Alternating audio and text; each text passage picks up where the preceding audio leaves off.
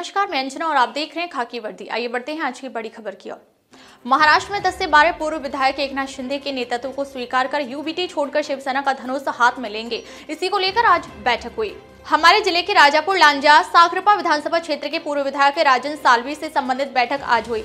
इस बैठक में मैं भी मौजूद था। किरण सामंत पूर्व राजन साल्वी ने एकनाथ शिंदे के नेतृत्व में काम करने का फैसला लिया है। कल 3 बजे टेम्भी नाका पर वे पार्टी में प्रवेश करेंगे। इस संबंध में हमारी चर्चा हुई। जो भी रिपोर्ट में बताया जा रहा था, सामंत बंधु नाराज हैं और उन्होंने रुकावट डाली, लेकिन आज यह स्पष्ट हो गया कि सामंत बंधु और राजन साल्वी साथ थे।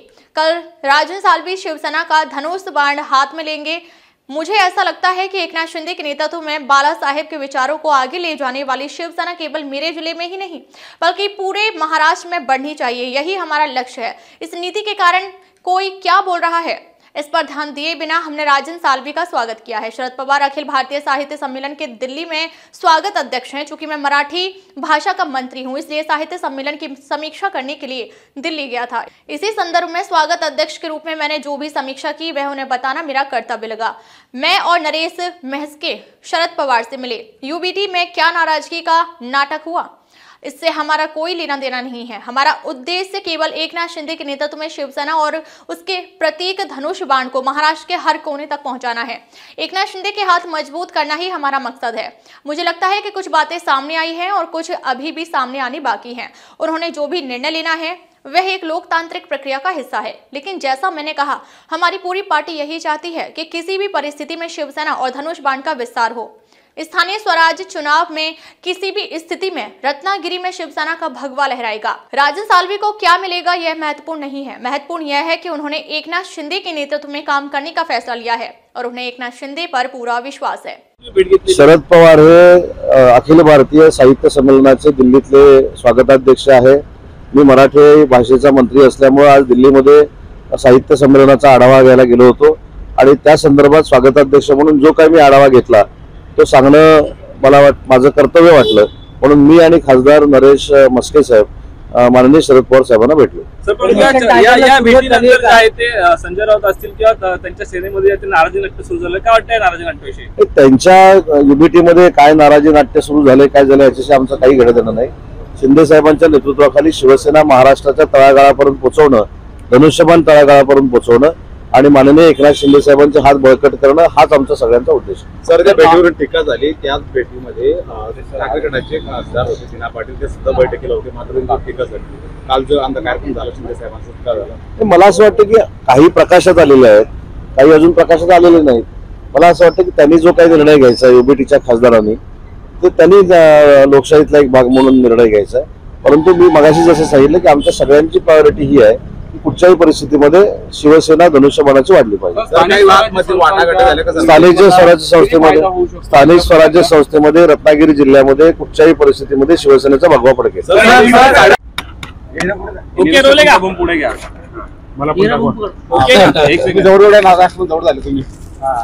सर, गेल्या अनेक दिवसांपासून चर्चा होता तुमच्या पक्षप्रवेशाच्या, तुम्ही पक्षप्रवेश करताय, नेमकं काय सांगाल एकंदरीत? राज्याचे माजी मुख्यमंत्री व सध्याचे विद्यमान उपमुख्यमंत्री एकनाथजी शिंदे हे माझे पहिल्यापासून गुरु होते। मागच्या काळामध्ये त्यांच्यासोबत मी जाऊ शकलो नाही, परंतु जाण्यासाठी निमित्त लागतं, ते निमित्त लागलं आणि मी आज या ठिकाणी आलो। शिंदे साहेबांचा या ठिकाणी आशीर्वाद घेतला। आजच्या या बैठकीमध्ये माझ्या जिल्ह्याचे पालकमंत्री उदयजी सामंत, विद्यमान आमदार किरण सामंत एकत्र बसलो।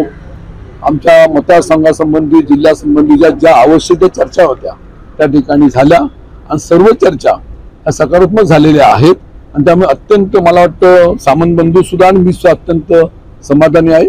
आम्हा सर्वांना शिंदे साहेबांचा आशीर्वाद आवश्यक आहे। भविष्यातल्या कालखंडामध्ये आम्ही एकत्रपणे हातात हात घेऊन संपूर्ण जिल्हा असेल, महाराष्ट्र असेल, आम्ही एकत्र काम करणार असं त्यांना आम्ही अभिवचन दिलेलं आहे आणि उद्या सर्वांच्या उपस्थितीमध्ये माझा पक्षप्रवेश होईल, त्याबद्दल मी अत्यंत समाधानी आहे। विनायक राऊत म्हणाले की उद्या बोलला ते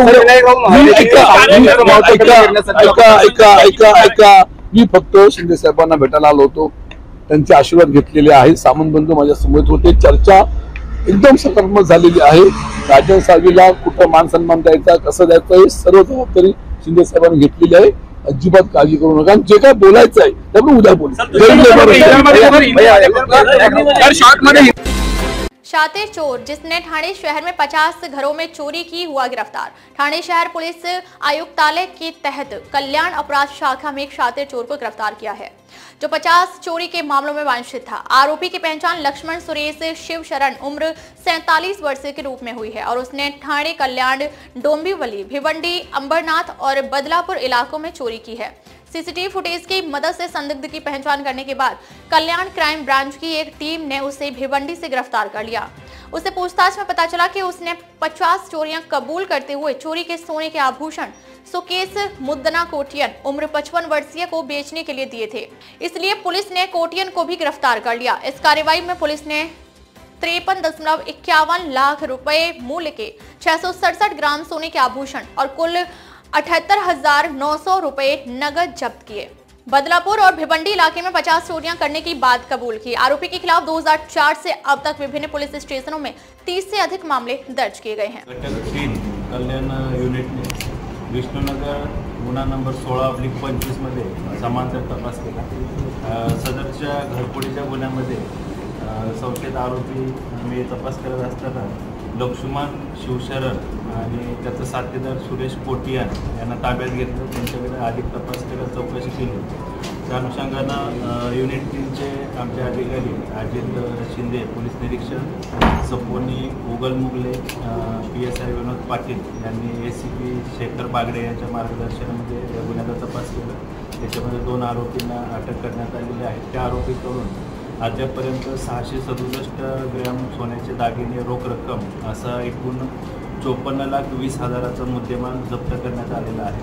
त्या आरोपींकडून आतापर्यंत एकूण 50 गुन्हे घरफोडीचे गुन्हे उघडकीस आलेले आहेत। या अनुषंगानं युनिट 3चे अधिकारी आणि त्यांची टीम या सदरच्या गुन्ह्यामध्ये अजून कोण आरोपींचा समावेश आहे, यांचे साथीदार कोण आहे, त्याचबरोबर या आरोपींनी चोरी केलेले जो सोनं आहे, मुद्देमाल आहे, तो कोणत्या ठिकाणी विकला किंवा त्याची विल्हेवाट कशी लावली या अनुषंगानं अधिकारी तपास करत आहेत।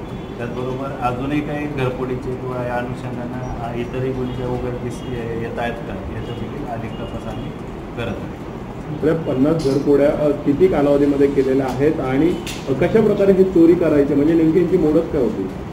हे प्रामुख्याने घरफोडीच करायचे। बंद फ्लॅट असेल दिवसा किंवा रात्रीच्या वेळी त्यांच्याकडे जे साधनं होते किंवा हत्यारं होते, टावणे असेल तर स्क्रूड्रायव्हर वगैरे याच्या सहाय्यानं ते घराचा दरवाजा, कडी, कोंडा, कुलूप तोडून ते गुन्हे करायचे। या आरोपींवर यापूर्वी एकूण 32 गुन्हे विष्णुनगर, मानपाडा, वागळे, ठाणे शहरामध्ये ठाणे जातीमध्ये गुन्हे दाखल आहेत। तरी मोठी टोळी असू शकते का इराणी टोळीची संलग्न, किंवा ह्यापैकी दुसरी कुठली टोळी आहे का? जसं पूर्वी बोलायचे चड्डी गँग, अशा प्रकारचे काय आहे का? सध्या आपल्याकडे 2 अटक आरोपी आहेत, लक्ष्मण शिवशरण आणि सुरेश कोटियान। यांच्यासोबत अजून कोण त्यांचे साथीदार आहेत का किंवा इतर ठिकाणी इतर पोलीस स्टेशनच्या हद्दीत त्यांनी काय गुन्हे केलेले आहेत का, यांना मदत करणारे इतर कोण आरोपी आहेत त्या अनुषंगाने अधिक तपास आमचा सुरू आहे। गुन्हे दाखल आहेत। दिल्ली के विधानसभा चुनाव में हुई आम आदमी पार्टी यानी आपकी हार का असर महाराष्ट्र में भी दिख रहा है। अरविंद केजरीवाल की हार पर वरिष्ठ समाजसेवी अन्ना हजारे की टिप्पणी के बाद शिवसेना यानी UBT के नेताओं से उनकी नोकझोंक शुरू हो गई है। दिल्ली विधानसभा चुनाव के परिणाम आने के बाद पत्रकारों ने अन्ना हजारे के गांव रालेगंज सिद्धि जाकर उनकी प्रतिक्रिया ली थी। तब उन्होंने कहा था कि अरविंद केजरीवाल के सिर पर धन और शक्ति की लालसा सवार हो गई थी, इसलिए उन्होंने शराब पर ही ध्यान केंद्रित किया। उनकी इस टिप्पणी के बाद केजरीवाल की हार से आहत उद्धव ठाकरे एवं उनके विश्वस्त संजय राउत ने अन्ना हजारे की आलोचना की है। उद्धव ने कहा कि दिल्ली विधानसभा चुनाव के नतीजे झूठी हार है, मैं इसे स्वीकार नहीं करता। उन्होंने अन्ना हजारे का नाम लिए बगैर कहा कि जब दिल्ली में केजरीवाल हार गए तो कुछ लोग नींद से जागे और प्रतिक्रिया देने लगे। उद्धव की इस टिप्पणी के बाद अन्ना हजारे ने कहा कि पत्रकारों ने मुझसे पूछा तो मैंने उत्तर दिया है, अन्यथा मैं कभी नहीं बोलता। अन्ना ने आगे कहा कि यदि कोई व्यक्ति गलती करता है तो उसे करने दो, हमें इसके बारे में बात क्यों करनी चाहिए, लेकिन पत्रकारों के पूछने पर ही मैंने उत्तर दिया। उद्धव से पहले उनकी पार्टी के प्रवक्ता संजय राउत ने भी अन्ना हजारे पर टिप्पणी करते हुए कहा था कि अरविंद केजरीवाल और मनीष सिसोदिया ने अन्ना हजारे को महात्मा बनाने का काम किया। अन्ना हजारे ने दिल्ली कब देखी होगी? आपने रामलीला मैदान, जंतर मंतर कब देखा होगा? उस समय उन्होंने जो भी आंदोलन किया उससे देश को उनके बारे में पता चला। उससे पहले वह रालेगंज सिद्धि के ही भगवान थे। संजय राउत ने अन्ना की भूमिका को संदिग्ध बताते हुए कहा कि वह केंद्र की मोदी सरकार एवं राज्य की शिंदे फडणवीस सरकार के विरुद्ध एक शब्द भी नहीं बोले, वे भ्रष्ट सरकार के साथ खड़े रहे। अब राउत को उत्तर देते हुए अन्ना हजारे ने कहा कि वे जिस रंग का चश्मा पहनते हैं उन्हें दुनिया उसी रंग की दिखाई देती है, इसलिए हमें उनके बारे में कुछ नहीं कहना है। अब तक ले बस इतना ही, फिर मिलते हैं एक ऐसी ही बड़ी खबर के साथ। तब तक नमस्कार और देखते रहिए खाकी वर्दी।